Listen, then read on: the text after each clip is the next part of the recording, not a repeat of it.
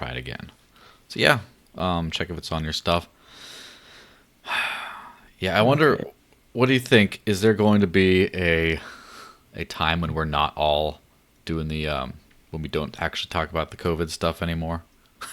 That seems to be basically all, like, in some looseness, some strong. However, it turns out, it seems to be something that we definitely, that the world at large is heavily talking about. So We're going to be talking about this forever, right? Even when it's gone, we're going to be talking about it for years after the fact. It's, there's probably going to be one of those congressional committee things, like with yeah, the JFK assassination, that, 10 years from now, we'll finally find out what went right and what went wrong. So, nope, the coronavirus and COVID is here to stay. It's just a matter of to what degree it's here. yeah, for sure. I honestly, like, how long is that gonna, like, how long is it gonna last in the actual as far as being an actual viral threat people care about? Who knows? But the after effects of, we're all getting screwed. The government's wanting to do everything. That's gonna be for a while. So it is what it is. Well, let me see. We are live, by the We way, with are. Live Free and Rant, episode 8.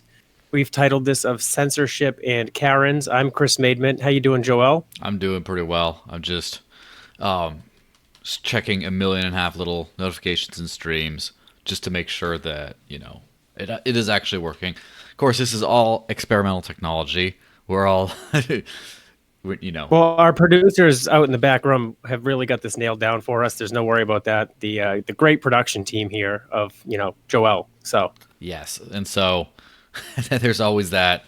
Oh god, I gotta, like, run around and check everything, make sure everything's working. Is it not streaming? Why is it not streaming? Or all that kind of stuff. Which it may not be. Oh, there it is. And that's the problem. And by the way, for all you people that just wonder about rolling starts, like, why aren't you just like, boom, we're live. Hey guys, like, it's because everything seems to everything seems to work at different rates.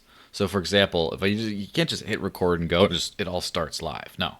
It's, you hit it and then, like, 10, 20, 30 seconds later, like, YouTube kicks in, and then it's like, oh, this other one, and then you have to juggle all the live chats and stuff. And if you do too much of all this stuff, then, as it turns out,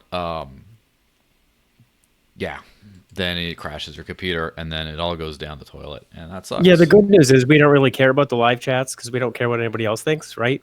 We just do this to hear ourselves talk. Oh, I do. Um, I absolutely care. And if it is, um, if you are watching live on Float, FLOTE, then I do care about your live chats. You know why? Because you can send super chats to me. You can actually throw me some coin, some digital coin, and then the little special thingy pops up and just says, "Hey, this is a highlighted comment," which is pretty good. I mean, it's kind of like one of those economic type things that pops up where people love feedback, but they don't like to be trolled. So if you add a toll, like, for example, you say, I only listen to the super chats, or in platforms like Twitch, which is some crypto Twitter thingy, you can actually set something called the troll toll, which, like, if you don't like someone, you can make them pay you $20 just to tweet at you. And well, first off, what that does is it disincentivizes people that you don't like tweeting, like, trying to communicate with you. But then it also makes you, if you really want to get through to them, even if it's for a frivolous reason, it really makes it to where it's like, now you're actually going to pay attention to the trolls as opposed to not, if they are indeed trolls. But anyway, that's neither here nor there. yeah, most of that I have no idea what you're talking about. The crypto thing is still way above my head for the most part.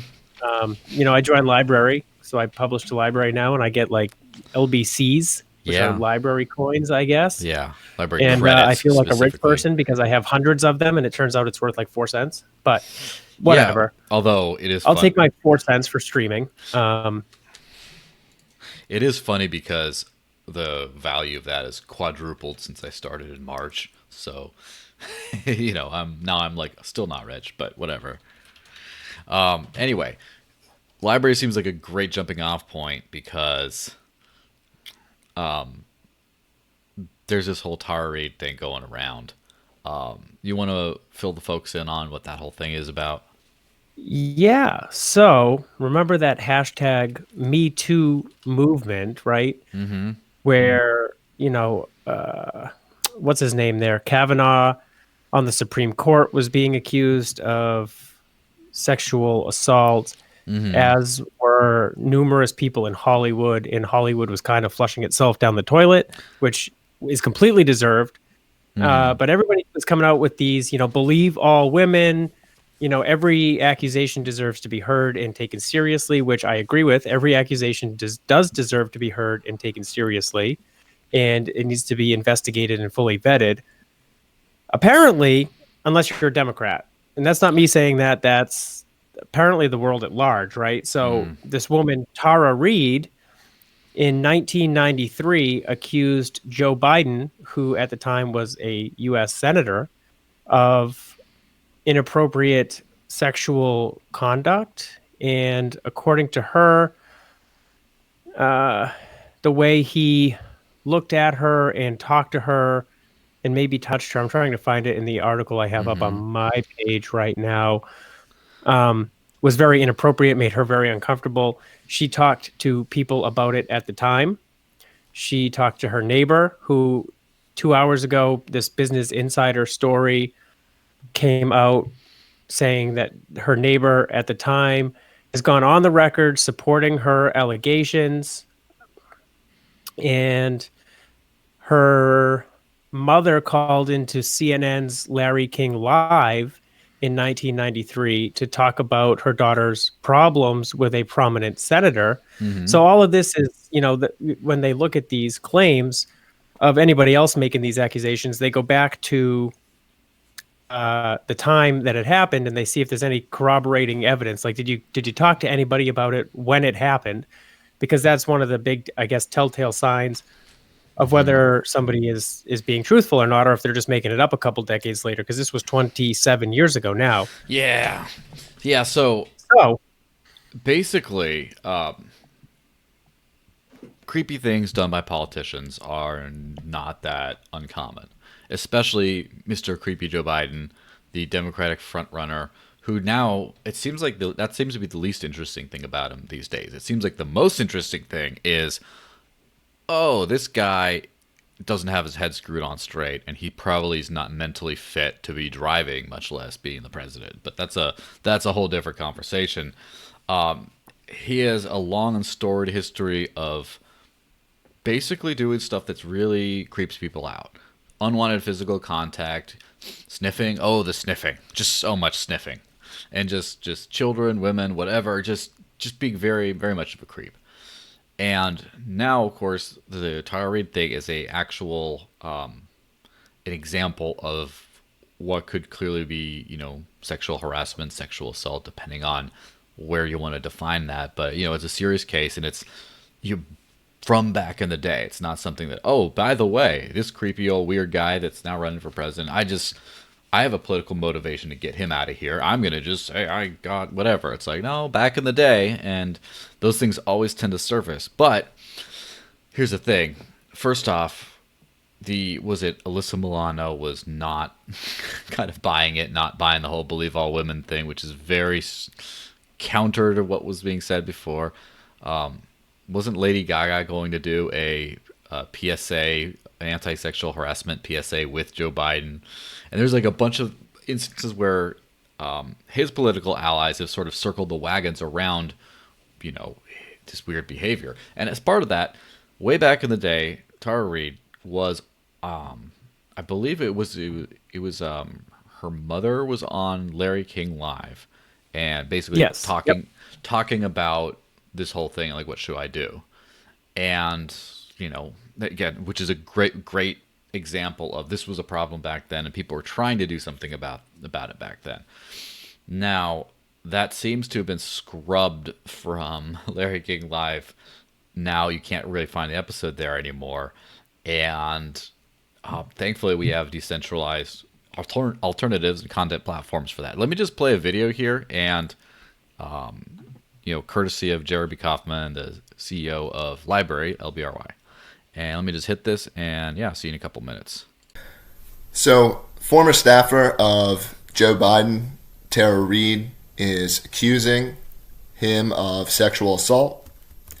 Yesterday, it came out that her mother had evidently called in to Larry King Live in 1993. Now, every episode of Larry King Live, at least as of yesterday, was available on Google Play. If you went on to Google Play, there was one episode of Larry King Live missing. And it was that episode. It was the only one missing. Okay? And this is well documented. We have screenshots of this. Google has now simply taken the entire season down, just to make it a little bit less obvious, I guess, what's going on, or to deflect this criticism. Look, I don't care whether you're a Democrat or a Republican or what you believe or how you feel about this allegation. This is chilling and disturbing. It is not okay. And it shows more than ever why we absolutely cannot trust our democracy and our society to the major media organizations and to big tech. We just cannot. This story is only just breaking. There's one story of it up on Fox News. I'm sure there will be more.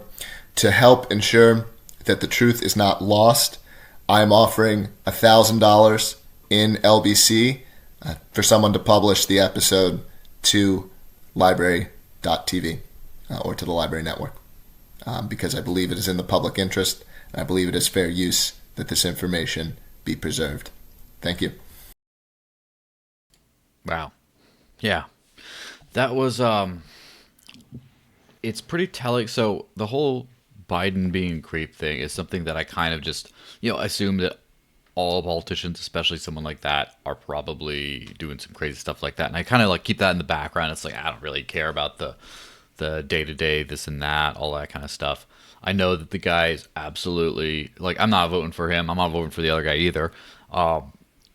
But when now you start seeing the wagon circling around this sort of thing, trying to censor old bits of truth just to push this guy across the finish line, I start to get pretty concerned. And not so much concerned, but very like paying attention to what we all us crazy people with our conspiracy theories and such seem to think, which is there is a kind of a group of people trying to control the world, and they're trying to do whatever they can to hold on to that control.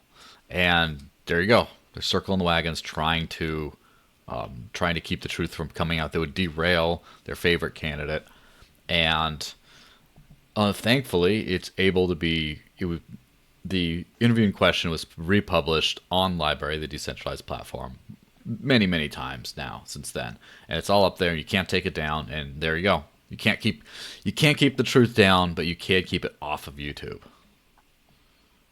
Yeah, one of the great things about the time we live in now is how decentralized information actually can be, and the ability to have information in so many different places, especially on these decentralized platforms such as Library and other ones. The central control of information, 20 years ago, it was the three news channels, right? And they owned all the information, and you just had to trust that they were reporting it to you, right? And there wasn't, the internet wasn't as mainstream as it is now, and Google didn't exist, and you couldn't just go find information, or DuckDuckGo, for those of you that don't use Google anymore, because it's kind of, I guess, lived past its peak. And the censorship that's going on with YouTube and Google, like, for example, what he was talking about is the Google Play account, or the Google Play whatever it is, library was deleted. That whole the podcast, the episode of the Larry King show. So, but now we have these decentralized, and information can just be spread so far and so wide and so fast, and it's a good thing and a bad thing, because we're a lot more prone to confirmation bias now, I think. Like me seeing that, I go, oh, well, Google's corrupt. Of course they did that. There very well may be some innocent explanation. I doubt it, but there could be, right?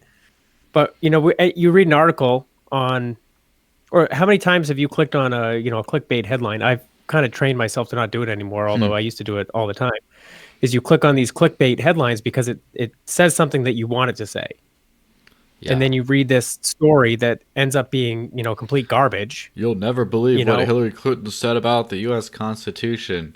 Are Muslims taking over? Oh, it's like no, dude. Oh, like it's just a bunch of drivel. Yeah, I know that it can get pretty bad, but the thing is, we're kind of we're refocusing. We're becoming more habituated to this whole thing, and so therefore, being able to discern fake from real information is becoming a lot easier. Now, I don't care what Facebook says, because Facebook likes to tell me that the spicy memes I post are not the truth, and I don't have time for that kind of negativity in my life. They fact check memes, and it's like, well, not really true. Warning, are you sure you want to be exposed to this collection of cartoon drawings and some crappy text? Are you sure this is safe? It's like, and that's the thing is with YouTube as well. It's not just, oh, they were, no.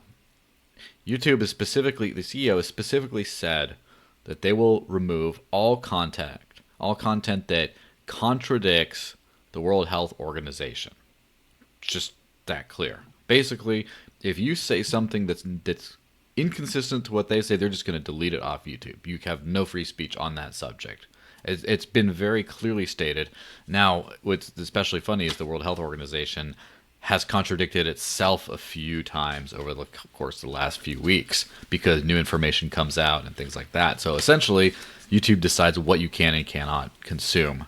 And with Facebook doing that too, and then now the Google Play Store removing the Larry King Live interview and more, it's starting to become pretty clear that this whole censorship thing is something that people are actually like doing in a very blatant way. Yes. I mean, as far as Google and YouTube and those platforms go, I'm a big fan of, letting private corporations run their businesses the way they see fit. Mm-hmm. And if they want, see, the problem becomes, right, and John DePietro will yell at me later for this, is I guess there's a difference between being a platform and being a publisher. Mm-hmm. And if you're selectively weeding out certain information, that makes you more of a publisher than a platform. Whereas like Library, you can post whatever you want. Library takes no credit for what you post or what you say, but it stays. So they're not selectively weeding out information. Mm-hmm. You could probably start drawing lines in the middle, in between somewhere. Like if you're posting harmful information, in calls to violence and stuff like that, removing that probably doesn't make you a publisher. But if you start removing certain information just because it goes against your worldview, then that turns you into a publisher instead of. So there's a lot. I mean, I don't know if I have that exactly right, but if Google wants to run their company that way, then go ahead. You're just going to end up losing a large chunk of your subscriber base. Yeah. To platforms such as Library and the others, which is lbry.tv. For those of you watching this video, will be up there later. Because it's completely decentralized and there is no way to delete content unless the author deletes it. Do I have that right? Yeah, basically. Even if the author deletes it, someone else could still probably share it all over the place. But it's, a tough technical process, and there's a bunch of layers as to like how that would work. So the website lbry.tv has the capacity to basically not show certain things. So they have a very strong anti-censorship ethos, but they have a capacity to essentially do what YouTube did in terms of what can you see on the actual website, although they don't. Now, everything that's uploaded there is also completely, it's referenced on the Library blockchain. It's stored on a decentralized, kind of like a BitTorrent type client, and it's also like it's all there. And so if someone if for some the government takes down or compels library.tv to do something, you could still download the library client, which is just like a program that just looks exactly like the site and still works. And so you can't shut that down. And if for some reason, like the coders decide to start, or are coerced into starting to put weird little filtering mechanisms and stuff into the actual software, it's open source, so anyone can just take that, change a few lines of code, and just make their own version of the client, and then everyone still uses it. It's just like so hard to stamp out. And that's going to become increasingly, stuff like that's going to become increasingly necessary in this world now, because we've seen that a big segment of the world has united around keeping people in their homes and telling them if they can't do business or not, and telling them what they can do and arresting them if they go to the beach. So the rest of the world is mostly like a victim to that. There are some people that are starting to rise up again. If you didn't watch last week's podcast, Rise Up, you need to do that. But a lot of people are rising up against that. But in a case where you have a war of sorts going on, some kind of a conflict between two sides vying for dominance, you absolutely cannot trust one of those sides, either of those sides, to properly give information. So yeah, you absolutely cannot be stuck on things like YouTube and Facebook and things like that and just hope that you're going to get the truth, because you're not. And not only you're not going to get the truth, but that is going to result in making you less free and, possibly put your life and your business's life in danger. So decentralize. Yeah. Where do we go from there? Well, I know where to go. Karen boom. It's one of my favorite subjects in a way, because it's one of the most evil, vile things you can be as a human being is to be a snitch.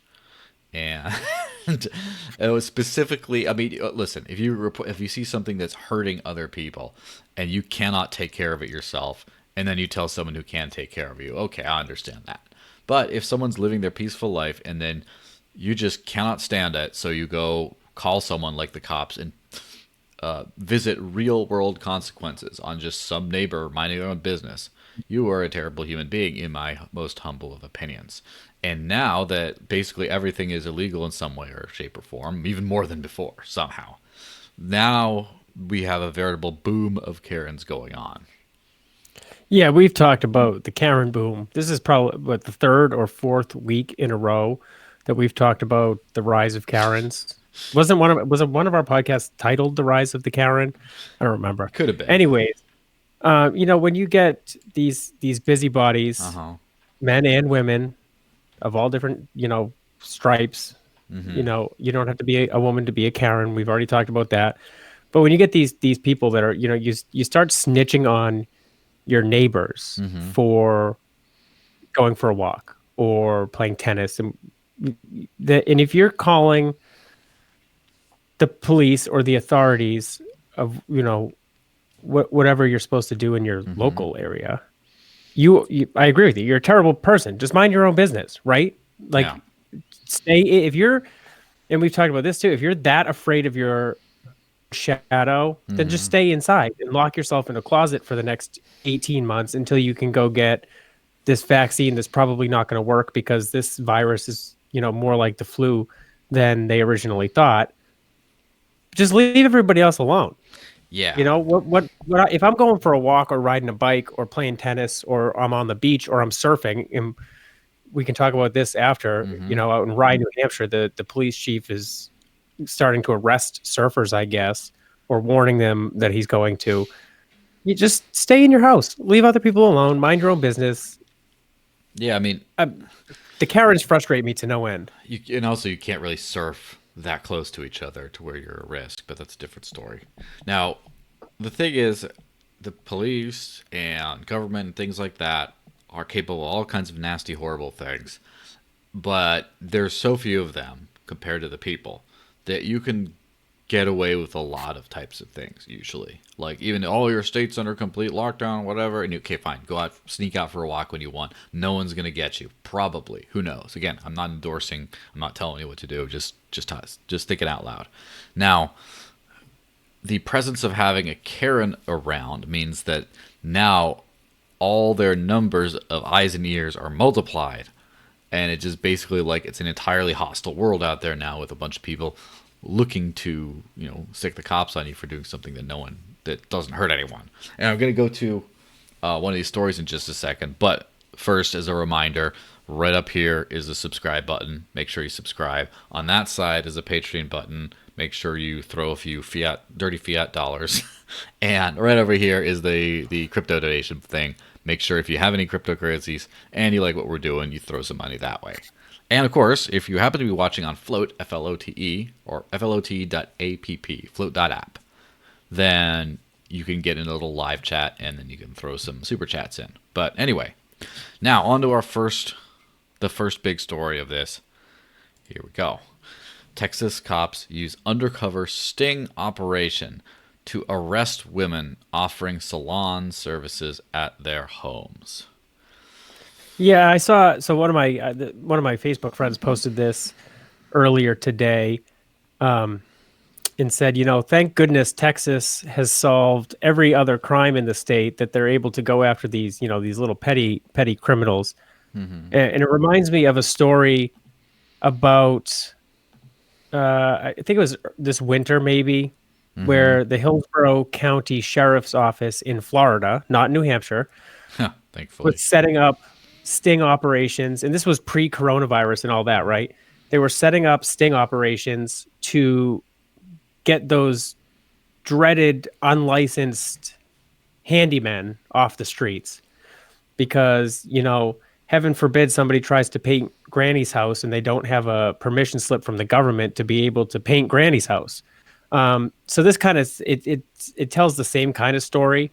But now, of course, this is because of the coronavirus, which makes it, even worse, or in a lot of ways. But can you imagine that you do, what are these people called, Joel? You talked about them. Estheticians.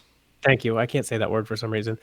So you have this salon where you do nails and pedicures, manicures, the whole nine.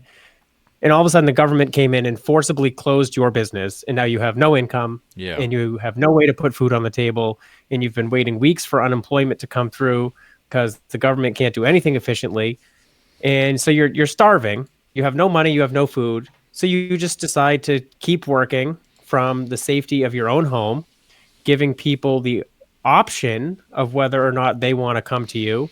And I assume these people are taking safety precautions. Mm-hmm. Right? They're not just going to have people coming into their house that they, I'm sure they're sanitizing and doing whatever they feel comfortable with and their clients feel comfortable with. But somehow, especially because it's their house, job, I'm going to shut you down. Right? It's your house. That's where your family lives. Yeah, you don't want to kill off your family. Yeah, and then you have a sting operation. I don't like the concept of sting operations at all, to be honest. Like, I'm trying to think of a few cases where, like, I mean, I don't even know if it's like, do you entrap someone, a bounty hunter kills people for hire, if you do a sting operation them? Like, even then, it's just like, it's almost like entrapment, right? It's just like, what are you even going to do? Sting? Basically, child trafficking is like the one case for moral sting operations. Or, I mean, well, anything to do with children, right? So, like, if you want to pose, so if you want to pose as a 14-year-old girl in your police department, you're charged with the child wellness whatever bureau, right? Yeah. And if you want to pose as a 14-year-old girl and troll all these dirty internet sites, and then it's not really entrapment because those clowns are out there looking for a 14-year-old girl, right? Yeah, possibly. Or it could be a situation like, let's just say, like, do you remember Kyle Tasker? Like, I don't know. Yeah. I don't know how, if he's looking for a 14-year-old. With it ended up being, I don't know if he's looking for that age bracket specifically, but then there was somebody else, Cody Wilson.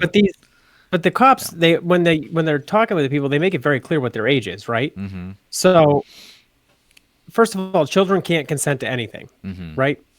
if you're a child, you can't consent. Your brain's not fully formed, whatever. If we want to argue about what age makes you a child, that's a different Yeah, that's a discussion for a topic for different Ian day. Freeman. Sorry, let's keep going. Let's keep going. Way to derail the show. But if you're committing crimes against, so first of all, pedophilia should be punishable by death, right? Yeah, If you probably, commit yeah. an act of pedophilia against a child, you're pretty much the lowest of the low. And I mean, you're going to get taken care of in prison anyways, because even in prison, they don't like Yeah, pedophiles. they seem to understand. Yeah, and that's the thing. Like, yeah, but so that's what sting operations should be about: is stopping people who are killers, who are thieves, and who are rapists. If you manage to catch that stuff, that's a viable thing for a sting operation, right? If you find, oh, someone robbed, someone went and like stole all the copper wiring out of your factory or whatever, and you start finding, you want to say, hey, I'm looking to buy you pose as someone trying to buy a bunch of stolen copper, and then you get it, you're like, haha, I got you, you're the guy who got the, stole from the guy's factory. All right, fine, that works. Or Yeah, because that crime had a victim, Yes, right? So the common theme about your three situations is all three of those crimes have victims. Yeah, now in So- the vast majority of cases, painting someone's nails does not create a victim. There is a possibility you cause irreparable harm by just how disgustingly terrible of a job you do at that, but it's probably not going to happen. And so so that's the thing is, first off, we have people live lives they're doing well. Then this whole virus thing hits, and then their lives get shut down. Then people start pushing back against that kind of stuff, either rising up or in like covert counter economics, just doing their own business stuff on the side without telling anyone. Just like, hush, hush, I'll cut your hair for you. Let's go in, And then you have the Karens and the Stings coming in to try to fight against that. But I do love the human spirit and the fact that it is kind of like people are doing whatever they want, even in a horrible, horrible place known as the United Kingdom. Sorry. I like the UK. I've been there a few times. It's a fun place. I like the English people and the Welsh people, and then the Scottish people and all them. But it's hey, what about the Irish people? Come on, Joel. Yeah, Northern Irish. Don't leave out my people. Northern Irish is part of the UK still, but I would call Ireland a separate thing, and so would they. So that was a little off track, but it's been pretty Orwellian, the crackdowns against people trying to live over there. Now, that doesn't stop. The one thing there's two things that Brits as a whole care about more than listening to the nanny state, and that is going to the violence pub. and alcohol. And here we go. So, part of that got cut off, but secret knock pubs staying open spark fury as drinkers defy coronavirus knockdown. Yeah, so... Yeah, about 100 years ago. So the 20s have become the 20s again, right? Yeah. Because 100 years ago, when the United States passed the constitutional amendment to ban alcohol, the sale, consumption, possession, and manufacture of alcohol, a bunch of speakeasies opened up across the country, especially like New York City, stuff like that, right? So now it's kind of the 20s have become the 20s again. It's kind of before the virus, it was it was booming stock market, all the other things, and now it's actually like, okay, we're in a depression. The bars are closed. Nobody can go out to drink. Yeah. But at least, I mean, good for the the Brits over there. Going to those speakeasies. Yeah, and that's can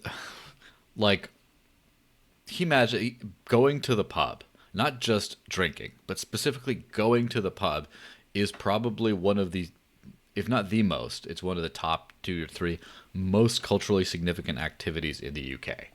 You have tea. If you can't have tea time, fuck off, right? It's not going to work out well. You can't do that, and you can't go to the pub, and then you can't break a glass over someone's face. All that last part is optional. That's kind of the sprinkling on top. But the first two, if you can't have tea and you can't go to the pub, like, you have no English society, no Scottish society, no Welsh society, no Northern Irish society, whatever. You don't have that. It's such a linchpin of the community that I don't think Americans will ever understand. Even drink-heavy Americans who just love going to craft breweries and stuff. And it's like, hipsters and craft brew. Like, hipsters love to go to craft brew. People like Greg like to go out and like go to the hipster spots. Wait a minute. I just want to clarify. Are you Yes, calling Greg a hipster? in a way, but he Okay. doesn't. He doesn't have to see this. So Well, what? he doesn't listen to podcasts, so we're safe. Yeah. Ross might tell him though. But remember, Ross, snitches get stitches, and don't be a Karen. Yep. Don't get Kara. Don't be a narc. So the way hipsters are with craft brewery is the way UK society as a whole is with the pub, except to a greater degree. And because it's not just you and your hipster friends, it's just like the whole world. It's like, how do you just shut that down? You're just like, virus. Like, let's not be Reds anymore. And they're just gonna be like, nope, we're gonna keep doing our thing. And of course, speaking of hipsters, the idea of a speakeasy is, back in the day, it's like a password protected pub. Password protected pub. Basically, people wanted to keep drinking. It was illegal to do so. So they had a thing where word of mouth, oh yeah, come to this place, say the right word, you get in. And then you just come, say the right word and you go in.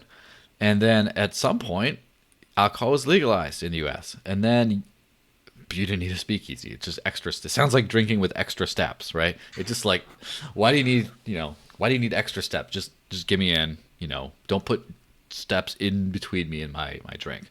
But then drinking has become so easy that now in the modern hipster era, a bunch of hipsters have come up with the brilliant idea of putting those extra steps back in and have reintroduced the completely unnecessary speakeasy to where, okay, you could go there and just drink, or you could go to this little like hole in the wall thing that doesn't even look like that, and I have to say the secret password. And if you don't get it right, some place will literally put you in a little jail there and just have you like wait until like do all this stuff just to like how did drinking become so boring to some people that they had to make a crazy little game out of it? Yeah, but that's a different rant. But now the prevalence of speakeasies has basically brought back that thing that now is very useful. Now, hey, if you want to have a drink with some friends, you kind of have to do it at home or sneak someone in the back door or whatever like that. But if you want to go out and socialize and things like that, the good old thing, and you just want to go out and have a drink and be around people and not be in your house because you go crazy looking at the same four walls all the time. Now there's a way you could do it. You can find a super secret speakeasy and go out there and, no one can catch you. I mean, unless someone else, there's always, now there's going to be stings. There's going to be speakeasy stings. Well, they had those back in the 1920s too.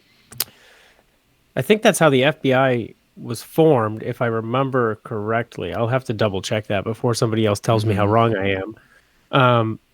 But they were chasing down these alcohol smugglers and the speakeasy bosses, and because, as it turns out, you can't keep people from drinking.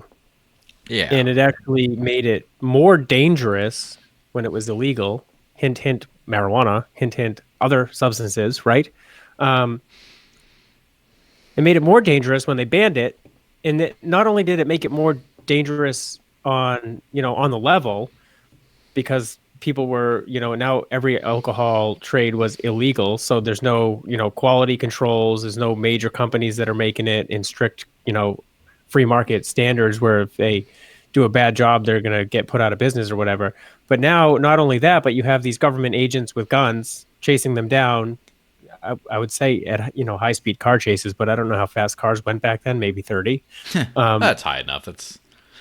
Also you got into a wreck and you died instantly, but the car was still intact because there's this big steel block. And it just goes boom, and you get liquefied inside of the car, so you just roll it back over, mop it out, and then you can keep using it. So very different. The big boat cars. Yeah. Yeah, and I mean, and then that gave rise to the mafias and the mobs in inner cities, Detroit, New York, because they controlled the alcohol trade. And so, I mean, none of it doesn't make sense. So I'm glad at least here in New Hampshire, and I think most states, they haven't tried to actually ban the consumption, purchase, or anything of alcohol. And in some cases, they even tried to make it easier for people. Like the liquor stores in New Hampshire are doing curbside pickup, I believe. Yeah. Bars and restaurants were all of a sudden allowed to deliver beer and wine as long as it was in its original container and yada, yada, yada. We tried to get some other things going, but it never ended up working out. But at least they didn't say, "Oh, the liquor store is not essential." I mean, that would have created a huge number of unintended consequences. But at least they didn't try to stop people from drinking, even if they did stop them from drinking in bars. Yeah, and that's going to be interesting to see because there's a lot of reopen initiatives going around. I mean, I believe Texas is going to reopen relatively soon. Florida is, I think, didn't Florida reopen the beaches and such?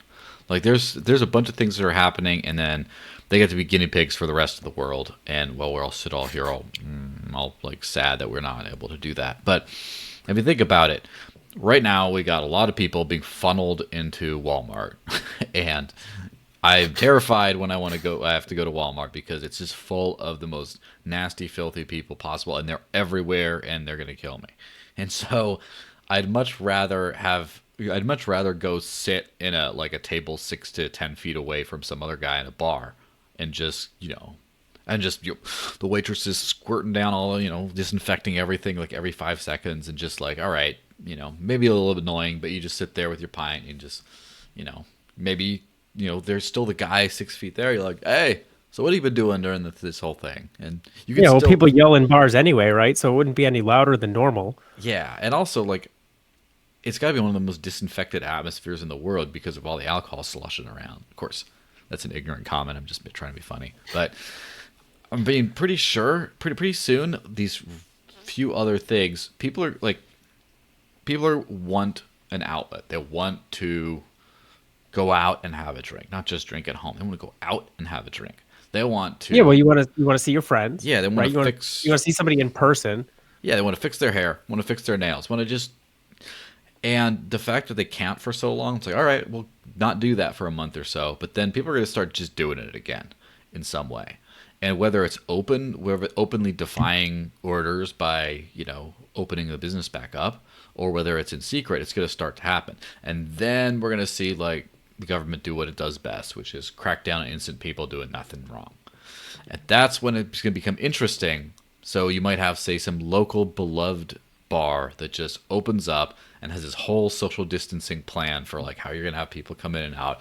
Come in, Purell, go in there. There's Purell on the way in and out of the bathroom. There's like a line. There's like a occupancy thing for each. You must sit this far apart. The bathroom's got to be like one person at a time. You ring the bell to make sure no one's in there. Like however it works out, someone's going to come up with a genius plan of like, look, this is the safest way. This is safer than just staying at home with your, And then the government's going to shut it down. The governor put together a task force, and most of those suggestions that you just made were made by the whatever it was, like NHLAR, LRA, something like that. So they gave a presentation last Thursday on how to safely open restaurants, and it was 6 feet apart, follow CDC guidelines, sanitize, masks for servers, masks for cooks, yada yada yada, the whole nine. So, but if that's going to be safe in 2 weeks, or 3 weeks, or 10 days, or 5 days, why isn't it safe today? And the answer is, of course, it's safe today. It's no more dangerous than going to Walmart or Market Basket, like you said, where of course, those stores have voluntarily limited their occupancy to, I think Market Basket limited it to half, and they have like duct tape arrows all over the place. Their lanes are one way. They're sanitizing the carts. They have a big duct tape line across the front main aisle to keep people 6 feet back from the register. They have their employees going around, make sure people are following these social distancing guidelines. And of course, they're the best equipped to know what's safest in their buildings in accordance with recommended safety practices and guidelines. But you would never see the government try to shut down a grocery store. Yeah, because right? Then people can't eat, and then people riot, and then they start to kill government officials. Like, it's like that quick. Like, you just tell people they can't eat, and they go for it. Now, if you tell people that most people can't eat, but if you can't make a living anymore because your business got shut down, well, there's some kind of vague promise of assistance, but really, you can't eat.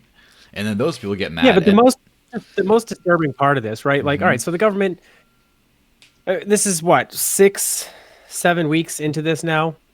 Like 6-7 weeks ago, Is this episode 8 of this actually? Yeah. So it might be the 8th. Who knows? This could be the start of the 8th week of this craziness. Because I think we've talked about it every single episode, which is not really how we wanted to start off a podcast, but it Yeah, is what it and is. before you guys think that we were just bored at home and decided to go do this thing, we planned it before there was any rumor of lockdowns and stuff. So, Yeah, we planned it like weeks before. So like COVID wasn't even like a real thing in the United States then. It was just a cough and the sniffles. You could take like a still bleach might tablet, be. a chewable Depends bleach if you tablet, and have your yeah. tinfoil hat. So, I mean, 7, 8 weeks ago when this all started, nobody knew any better, right? All we had were a couple models that said it's going to be death and destruction everywhere. It was going to be mayhem. Millions of people were going to die. I think the original projection was like 2.5 million people worldwide were going to die from this. So it was like, okay, this sounds kind of serious. And the government did what governments do, and they came up with this quote unquote solution that 7, 8 weeks later, now we can look at it and go, well, maybe there was probably a better way to do this, Yeah. but it's kind of too late now. And because for weeks we had the media and the CDC and the WHO and public health officials telling everybody that they were going to die if they were outside, now we have a population that is like we talked about, scared of their own shadow. And a lot of people are actually afraid of dying from this virus, or they're afraid that somebody in their family or somebody they're close to will die if they get the virus because they have underlying conditions and all of that. But the death rate from the virus has actually turned out to be very low. And I say this every week because I don't want anybody to take me wrong. The tragedy, any death is a tragedy, right? Of course. So the 60 people in New Hampshire that have lost their lives as of the last release, it's a tragedy for 60 people and their families. We're not going to take away from that, right? But this isn't some virus that's going around and killing perfectly healthy people. Yeah, not usually, no. It's like a pretty defined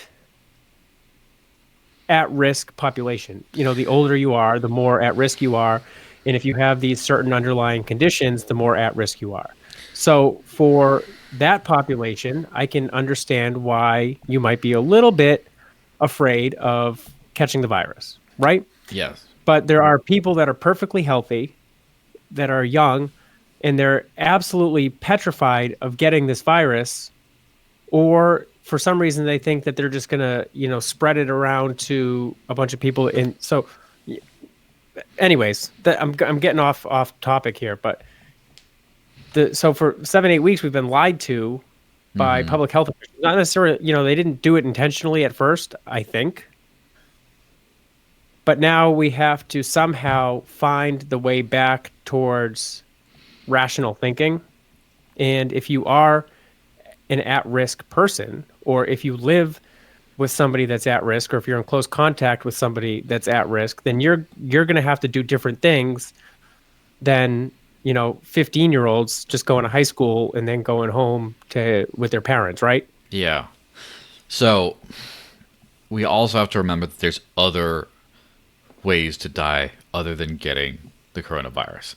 And of course those things happen. It's not like saying, well, why, don't turn your nose up at this because other things kill more people. But how about other things how about the people who die in order to protect people from dying from coronavirus?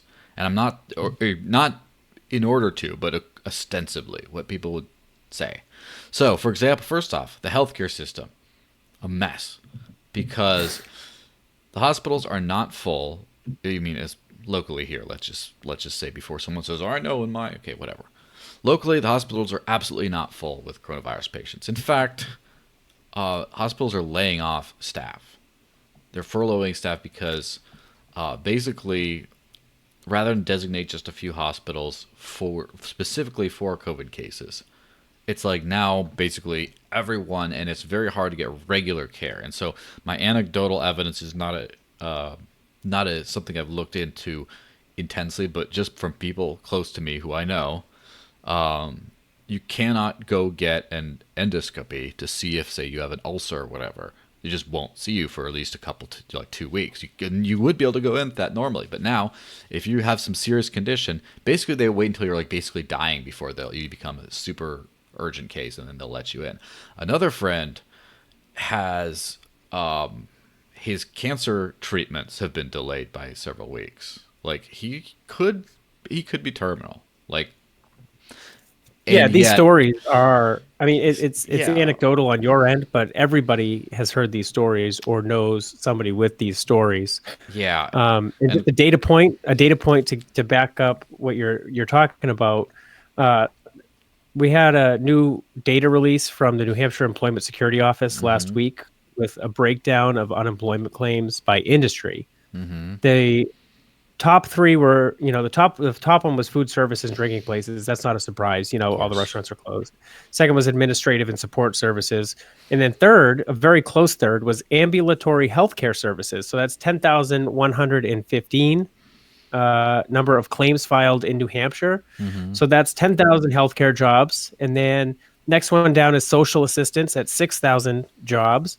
You go down a couple more hospitals, almost 5,000 jobs laid off because of.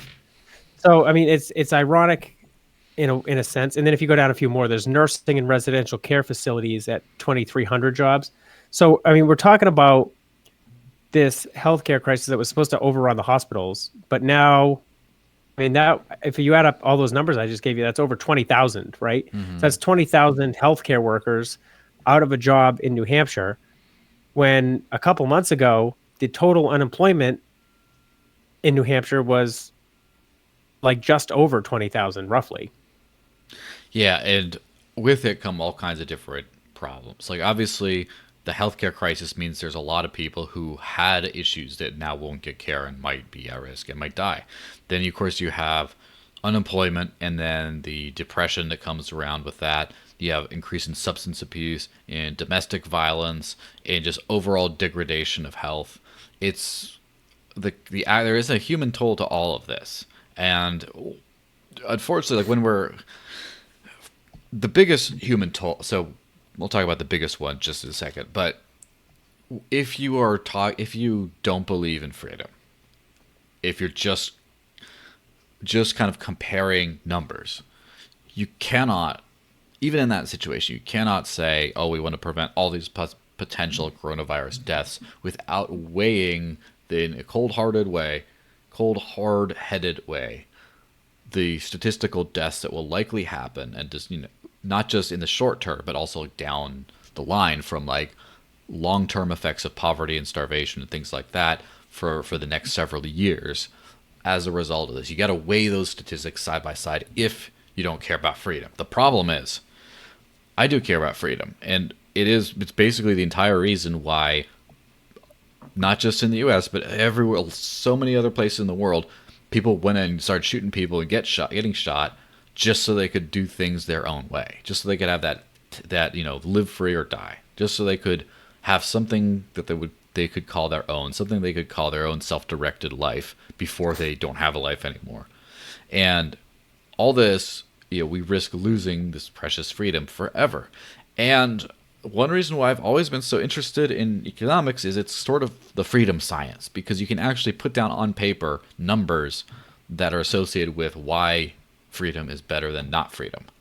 And as a result of all these kinds of different restrictions and things like that, we're going to see massive economic downturns, not just for like stimulus type stuff to try to get the economy, or not just the specific lockdown based restrictions, but just restrictions in general. You start getting people being cracked down, afraid to work, afraid to do this kind of stuff in general. It's going to cause ripples and shockwaves through the world, and it's going to claim millions of lives. So Yeah, I mean, every economic downturn costs lives, right? So there's no such thing as solutions. Yeah. There are only trade-offs, right? So we made a trade-off 7 or 8 weeks ago where we said, all right, we're going to temporarily shut down the economy so that we can flatten the curve, don't overrun the healthcare system. People won't be dying in the streets, because that would be terrible, right? But it was supposed to be temporary, and once we got under healthcare limits, we were supposed to open back up. because that was kind of the whole point of just flattening the curve, right? And we haven't even gotten anywhere near capacity in New Hampshire, Yeah. right? Even New York hasn't even pushed their capacity. I'm sure some of the hospitals were full, but they were, they sent that U.S. Navy ship there, and they saw 129 total patients in like the 3 weeks they were there. Of course, they were trying to send non-coronavirus patients there, but anyways, there's no solutions, only trade. So, like you said, now let's say if we open back up everything tomorrow, right? If we turned on the economy like a light switch, or if we flipped the light switch and hoped that the lights turn on, the lights aren't going to just turn on, right?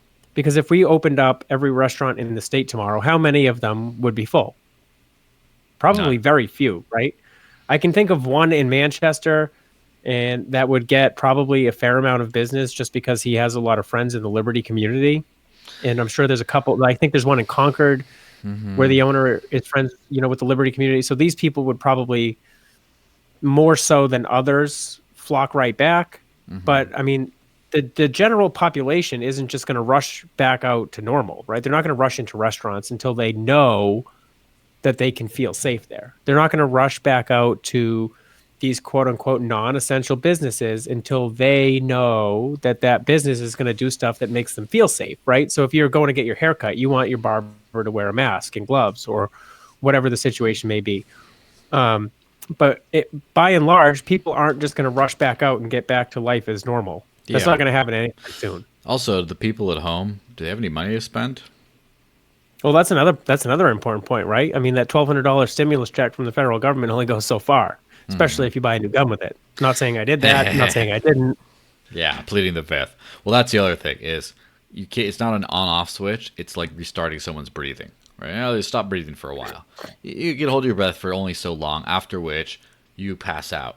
And then you start to get, the longer you're out without oxygen to the brain, the higher the risk of brain damage you get, permanent brain damage. And you can't just like wake a person up. They might be in a vegetative state. They might just never wake up if you just let Speaking them of out which, for long enough. Kim Jong-un might be in a vegetative state, or he might be dead, or he might be alive. He's kind of like Schrodinger's dictator.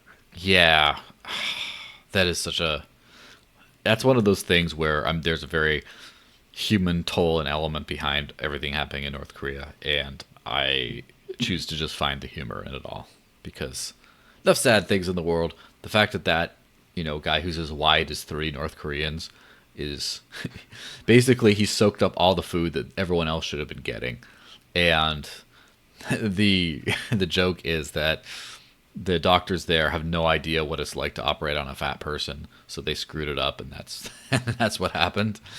But I guess time will tell. Time will tell what actually happened there. But with that, we are now competing for the same audience as the governor, who just started his press conference. Yes. And my battery is about to die, so I think this is a perfect good time to opportunity wrap up. this up. Now, if you haven't before, subscribe either on this channel, whatever it is, Facebook, Twitter, wherever, or on YouTube. Look up Live Free and Rant or the Desert Links. It's on both. Same thing on Library, the lbry.tv. It's the same thing there. Over on this side is the Patreon, Patreon/Live Free and Rant. Throw us a few bucks there. Right up here is the crypto sites, all on Cointree. All the crypto donation addresses. Throw something there. If you're watching in the live chat afloat, you can also throw me a few bucks there too. And in general, just keep watching. Stay tuned for next week. It's gonna be a great one. Bye, everyone.